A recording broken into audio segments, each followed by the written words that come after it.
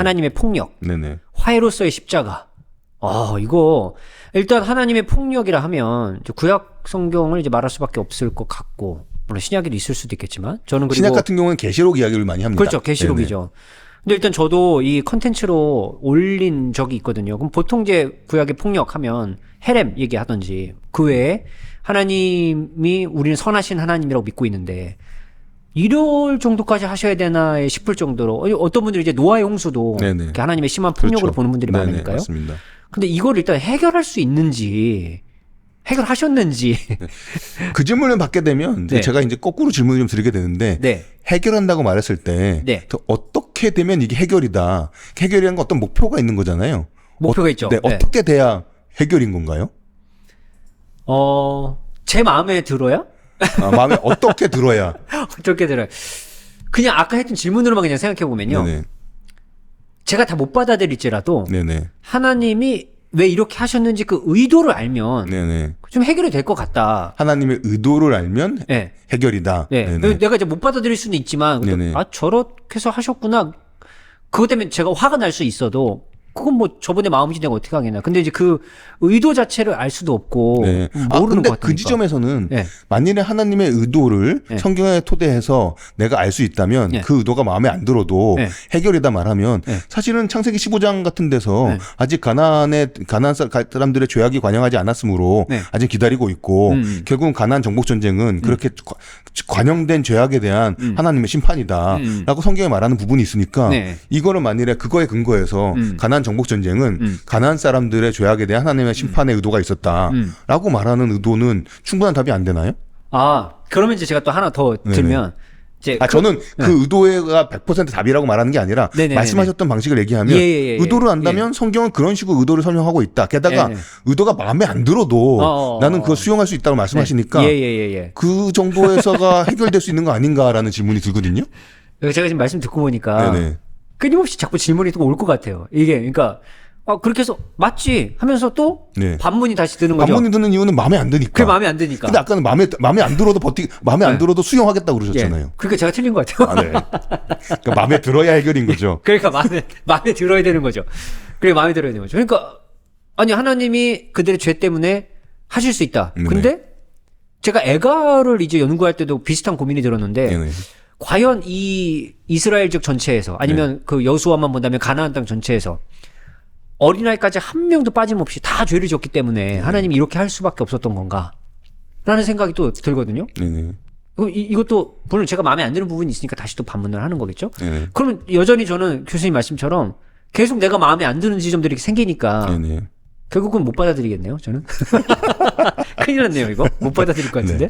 저에게 있어서 해결은 뭐냐 하면 구약에 나와 있는 하나님의 폭력에 대한 본문들이 현대의 폭력의 정당화 근거가 되지 않았으면 좋겠다가 저의 해결이에요.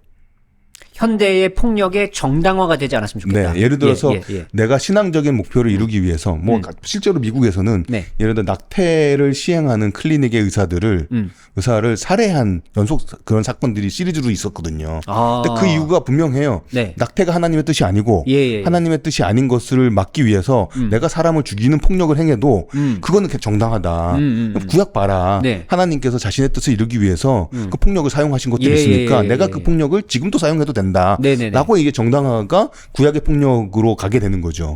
저는 그 구약에 있는 본문 혹은 신약에 있는 것까지 해서 어떤 폭력적인 방식으로 문제를 해결하는 것이 지금 현대에서 벌어진 일들의 해결 방식의 근거가 되지 않도록 말하는 것. 저는 그게 저에게 있어서 해결입니다. 그럼 너무 100% 동의하는데요. 네네네. 그 이제 현대의 그 본문을 그렇게 가지고 와서 내 행동의 정당화를 삼는 것에 대한 문제이고. 저의 질문 중에 하나는 그 본문 자체에 대한 이해가 해결되지 못해서 갖고 있는 질문이거든요. 거기 이해가 안 된다고 했을 때 뭐가 이해가 안 되는지를 정확하게 규명해야 될 필요가 있는 거죠. 그러니까 계속 반복되는 질문이 그건 거예요. 그러니까 이것도 제가 지금을 살아가는 저의 시각으로 바라보기 때문에 그럴 수 있는 건데 모든 사람이 다 죄가 있겠는가? 물론 이것도 또 끊임없는 논쟁이겠지만 정말 예를 들면 뭐 종교 지도자들이나 뭐 왕들이나 이렇게 좀 권력이 있는 사람들이 대부분의 것들을 다 취했던 시대들 또 그들에 대한 예언서 나오는 예언자들의 언급이 분명한데 그 외에 뭐 정말 가난하게 살았던 사람들, 늘 빼앗겼던 사람들 이들은 그런 죄의 어떤 목록에 들어가지 않을 텐데 그들도 희생당했을 가능성이 분명 있을 수 있다면 이건 하나님의 폭력의 정당성이 좀 떨어지는 게 아닌가. 그렇게까지 하셔야만 됐는가. 에 대한 질문을 또 할 것 같은데 이건 물론 이제 지금을 살아가는 제 시각에서의 질문이에요. 왜냐면 그때 당시 사람들은 이걸 뭐 그냥 당연하게 여겼을 수도 있으니까. 문제 없이 받아들였을 수도 있으니까. 그 지점에서 역사 가운데서 하나님이 왜 그렇게 행동하셨는가에 대한 질문은 저한테는 결국은 제가 다 이해 못한다. 나의 한계다. 그래서 그걸 내가 100% 설명할 수 있는 것 혹은 누구나 만족스러운 대답을 할 수는 없다. 라고 그냥 어떻게 보면은 퉁치고요. 저한테 사실 실제적으로 현실적으로 저희가 고민 지점은 지금 현대에서 벌어지고 있는 폭력의 문제를 폭력을 신적 혹은 신앙적 이유로 정당화시키는 현상을 어떻게 신학적으로 그건 아니다라고 말할 수 있겠는가? 누군가 나타나서 내가 하늘의 계시를 하나님의 계시를 받아서 아니 뭐 국가적인 차원에서 부시가 이라크 전쟁할 때 이거 성전이다 홀리워다라고 그 레터로 썼거든요.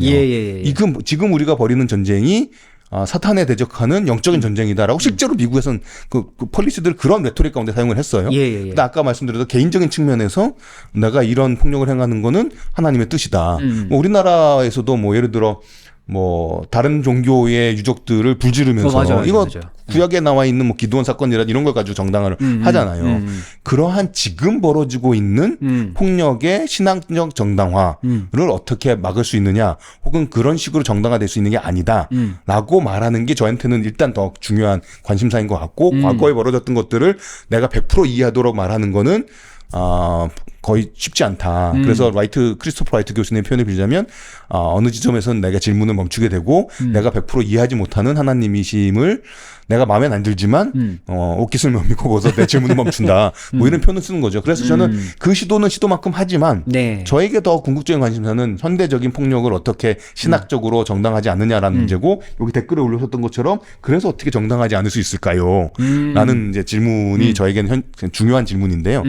저는 거기서 구약학자지만 십자가를 볼 수밖에 없다라는 생각을 하게 되고요. 기독교인으로서 보통 아까 말씀드렸던 것처럼 그런 폭력을 정당화하는 이유는 폭력이 죄악에 대한 하나님의 심판을 내가 도구적으로 내가 도구가 되었다는 거잖아요. 나의 이 폭력이 죄악에 대한 하나님의 심판의 도구다 라는 거잖아요. 뭐 구약 시대에는 뭐 우리가 완벽하게 이해하지 못하는 이유로 하나님께서 그런 식으로 죄악을 심판한다 하더라도, 기독교 신앙이 얘기하고 있는 건 뭐냐면 그리스도의 십자가가 세상의 죄에 대한 하나님의 가장 결정적이고 궁극적인 다루는 방식이었잖아요. 그 죄악을 어떻게 하나님께 다루셨냐 하면 그리스도 안에 있는 하나님께서 자기 희생으로 그걸 자기가 담당하신 거잖아요. 그러니까 이 십자가의 방식은 구약에서 죄를 다뤘던 방식과 다른 방식으로 하나님께서 죄를 처리하신 거거든요. 그렇죠. 그러니까 십자가 이후에는 하나님께서 세상의 죄를 다 처리하실 때 폭력적인 방식으로 그들을 멸하는 게 아니라 십자가의 방식, 즉 자기 희생의 방식으로 문제들을 해결한다. 십자가 이후는 그 폭력의 방식은 더 이상 유효하지 않다라고 저는 설명하면서 누군가가 나는 지금 하나님의 심판의 도구가 된다. 당신은 십자가를 더 생각해 봐야 된다. 십자가는 그런 방식으로 우리에게 요청하거나 혹은 그것들을 허용하지 않는다.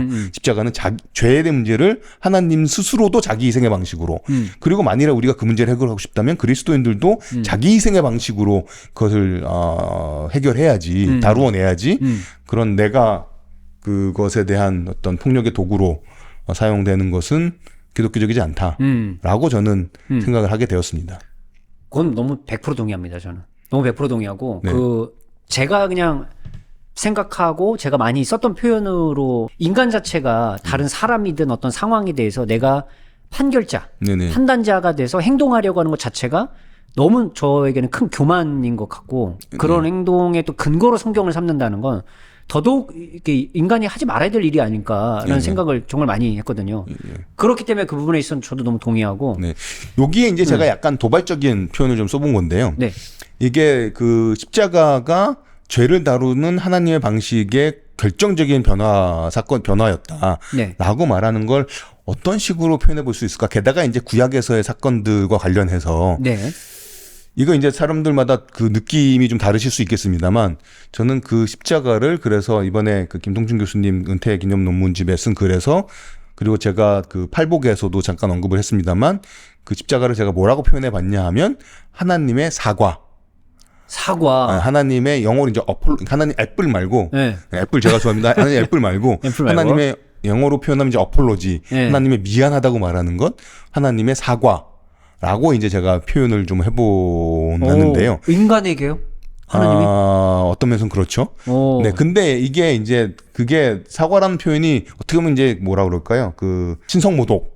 저기죠. 왜냐하면 사과를 한다는 얘기는 뭔가 잘못한 사람이 사과를 하는 거니까 하나님이 뭔가를 잘못했다라는 걸 인정하는 것처럼 느껴지잖아요. 네. 여기서 논의가 조금 더 정교해질 필요가 있긴 합니다만 제가 이제 아직까지 이제 지금까지의 사고 작업은 일단 사과라는 것은 두 가지인데요. 하나는 내가 어떤 벌어졌던 일들에서 유감을 표명하고 그다음 더 이상 그렇게 하지 않는 거잖아요. 네네네. 뭐 하나님이 구약을 보게 되면 유감을 표명하신 사건들이 있어요. 그러니까 나함, 니팔이잖아요. 후회하고, 후회하고 돌이키고 뭐 한탄하고 이런 표현들이 성경에 있거든요. 예, 그렇죠. 그러니까 이 사과의 하나의 측면인 어떤 그 후회, 한탄들을 하나님 하세요. 네네네. 두 번째는 그래가지고서 그러면 어떤 사건 이후에 하나님 하셨던 방식이 바뀌는 경우들이 있느냐. 뭐 노아의 홍수 같은 경우에는 뭐 하나님 한탄하시고 홍수하시고 나서 다시는 내가 물론 심판하지 않겠다라고 심판의 방법이 과거의 방법을 더 이상 쓰지 않겠다고 얘기하시잖아요. 그러니까 어떤 새로운 대안 내지 어떤 과거의 행위로부터의 단절이 있는 거잖아요. 십자가 또한 어떤 면에서는 그 죄악의 심판을 당사자에게 부었던 것을 이제 그 심판의 짐을 하나님께서 그리스도 안에 하나님께서 스스로 감당하시는 방식으로 죄의 문제를 다루시는 어떤 죄를 다루시는 방법의 결정적인 변화가 있었던 거죠. 그리고 그것은 예전과는 전혀 다른 방식으로 이제 앞으로 진행되는 거죠. 그런 면에서 하나님의 나함 니팔과 그 다음에 이런 방식의 변화가 있다면 그것을 묶어서 사과라고 표현해 볼 수 있지 않겠느냐라는 이제 제안을 좀 드렸던 것 같고요. 물론 이게 크게 딱 들으면 이제 굉장히 신성모독적인 게 있지만 또 잘 생각해 보시면 도덕적인 잘못이 없는 존재들도 사과하는 경우들이 있더라는 거죠. 내가 도덕적인 잘못이 아니라 어떤 상황 가운데 나의 의도에 관계없이 영향을 받아서 피해를 끼쳤을 때 나의 잘못은 아니지만 미안하다고 할 수 있죠. 예를 들어서 제가 이제 내가 도덕적 잘못은 아닙니다만 어쩌다가 제가 이제 팬데믹에 전염병에 걸렸어요. 그래서 이 전염병 때문에 내가 어떻게 잘못해서 병으로 옮겼어요. 이게 이 사람의 도덕적 잘못은 아니거든요. 근데 그럼에도 불구하고 그 결과에 대해서 내가 미안하다 말할 수 있잖아요. 근데 그 미안하다는 표현이 내가 도덕적으로 잘못했다는 것과 동치가 되지는 않거든요.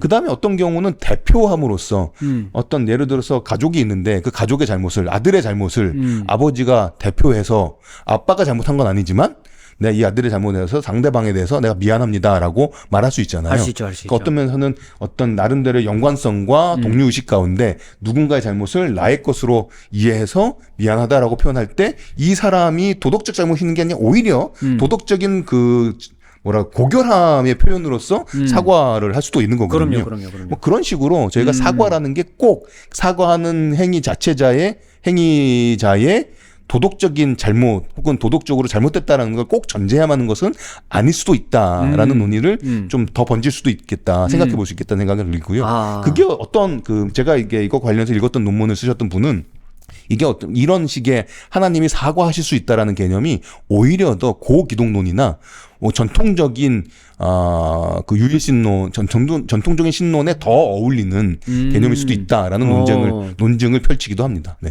그렇군요. 생각하지 못했던 부분이지만 동의되는 부분은 거의 사실 다 100% 동의가 되고요.